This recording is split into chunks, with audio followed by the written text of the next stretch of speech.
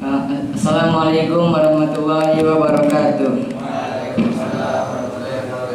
Alhamdulillahirabbil alamin wa bihi nasta'in wa ala umuri dunya waddin. Wassalatu wassalamu ala asrofil anbiya'il mursalin wa ala alihi washabihi ajmain. Amma ba'd.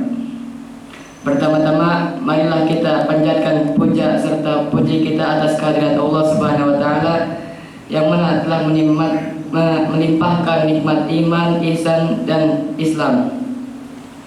Salawat bertangkaikan salam tak lupa tercurahkan ke baginda alam ialah Nabi Muhammad sallallahu alaihi wasallam. Hadirin yang berbahagia, kita pernah merasakan kegalauan, kegelisahan, kegundahan yang tentu membuat hati kita tidak enak. Ketahuilah wahai saudaraku bahwa gundah gulana atau kegaulan itu ada dua keadaan. Keadaan yang pertama karena ada sebab, dan keadaan yang kedua datang tiba-tiba tanpa sebab. Yang pertama karena ada sebab, biasanya karena terlalu menginginkan sesuatu. Terlebih ketika hati kita sangat menginginkan dunia, entah itu berupa harta, kedudukan, ataupun berupa perkara lain dari urusan dunia. Ketika hati kita sangat menginginkannya, bahwa kita khawatir tidak mendapatkannya, hati kita sering gundah gulana dan galau. Apalagi di saat kita tidak berhasil menginginkannya, kita menjadi sedih sekali. Memang demikian, orang yang terlalu menginginkan dunia, biasanya dia akan cepat galau, dia akan cepat gundah gulana. Maka dari itu jangan sampai keinginan kita yang terbesar adalah kehidupan dunia.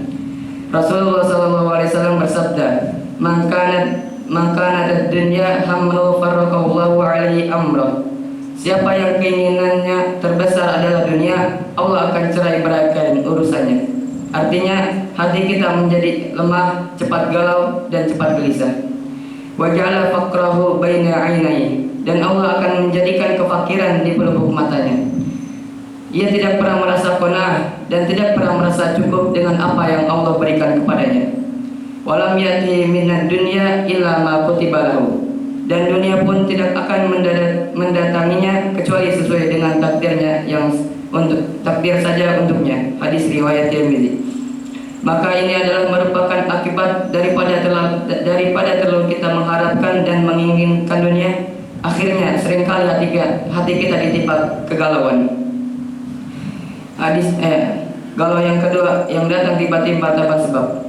Tiba-tiba hati kita galau, tiba-tiba hati kita sedih. Kenapa itu bisa terjadi? Syekhul Islam Ibnu Taimiyah rahimahullah dalam kitab Majmu' Fatawa menyebutkan bahwa galau atau kegundahan seperti itu biasanya akibat daripada dosa, atau kita pernah menginginkan berbuat dosa dan memikirkan dosa.